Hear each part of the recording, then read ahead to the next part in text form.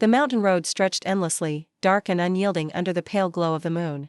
My name is Clara, and this was where my story ended. Hours ago, I had saved my family, my mother Evelyn, my brother Lucas, and my sister Mia, from the wreckage of a car accident.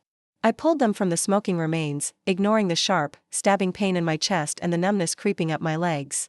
My only thought was their safety. But their only thought was Mia, whose broken leg demanded their attention.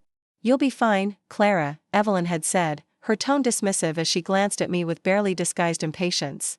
"Just call for help or wait for someone to come." Her words echoed in my mind as I watched their car speed away, leaving me alone on the mountainside. My chest tightened, my breath shallow. I stumbled forward, holding on to the hope that they would come back for me. They didn't. Each step was agony as my vision blurred and my legs gave out. I collapsed onto the freezing asphalt, the night swallowing me whole. The pain ebbed into cold numbness, and I closed my eyes for the last time. When I opened them again, I was no longer alive.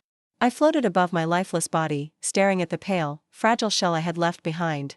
Clara was gone, and no one had noticed. No one had come back. News of my death reached them quickly. The police described how I had succumbed to internal injuries, alone on the roadside. Evelyn gasped, clutching her chest as tears streamed down her face. Lucas stood frozen, his jaw tight and eyes distant. Mia, however, showed little emotion. "She wasn't hurt that badly," Mia said quietly, her tone flat. "She could have walked down the mountain." "Mia?" Evelyn's voice cracked. "She saved us." "How can you say that?"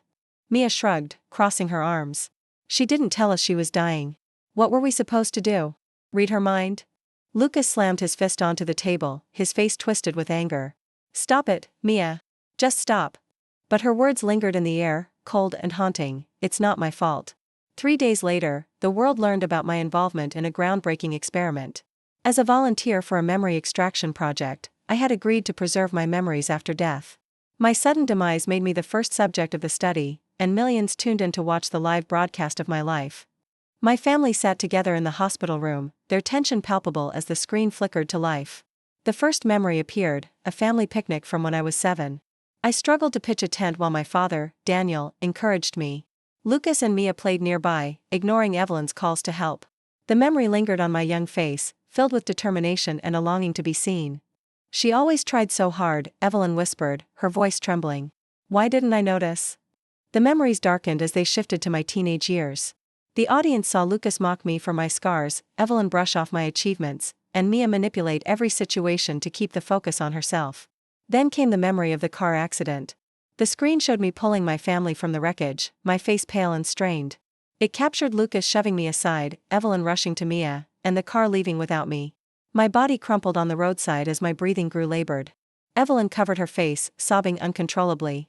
Why didn't she say anything? Why didn't she tell us she was hurt? "She did," Daniel said sharply, his voice cutting through the room. "None of you listened." But the broadcast wasn't over. A hidden memory surfaced, a camping trip from when I was 9. I had wandered off to explore the woods, only to return to an empty campsite. They had driven off without me. "Where's Clara?" young Lucas asked in the memory. "She's hiding," Mia replied nonchalantly. "She likes to play games." "Let's go." Evelyn hesitated. "Are you sure she's in the car?" Mia nodded confidently. "I saw her get in." The memory froze on Evelyn starting the engine, leaving 9-year-old me behind. In the hospital room, Evelyn's hands trembled as she stared at the screen. "Mia," she whispered, her voice shaking. "You knew she wasn't in the car?" Mia's face paled. I didn't think." "You didn't think?" Lucas stood abruptly, his fists clenched. "You've never thought about anyone but yourself. You lied. You left her." The final twist came when the scientists revealed an anomaly in my memories, a shadowy figure that appeared at critical moments in my life. The screen flickered, showing the car accident. As I pulled Lucas from the wreckage, the shadow appeared, standing silently behind him. It reappeared on the mountainside, hovering over my collapsed body. "What is that?" Lucas whispered, his voice trembling. The scientists' voices were tense. "This figure has been identified in several of Clara's memories. It isn't part of her consciousness. It appears external." The footage continued, showing the camping trip. The shadow leaned close to young Mia, whispering something into her ear before she lied about me being in the car. "What did it say to her?" Daniel asked, his voice sharp. Mia's breathing quickened, her eyes darting around the room.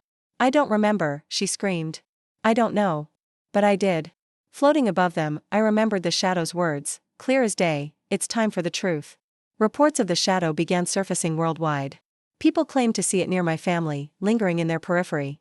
In the hospital room, the lights flickered as Evelyn clutched Lucas's arm, her face pale with terror. Clara, Evelyn whispered, tears streaming down her face. I'm sorry. I didn't see you. I didn't. Her apology was cut short as the room plunged into darkness. The shadow appeared, faint but unmistakable, standing in the corner.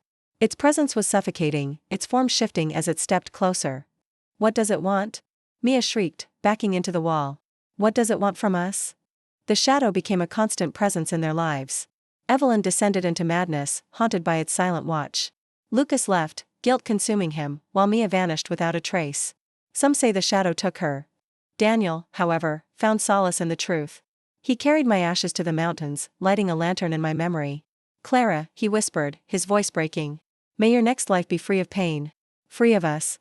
Free of the shadows. As he turned to leave, the shadow appeared beside the lantern. For the first time, it spoke. Are you ready? It asked, its voice soft yet chilling. I stared at it, unafraid.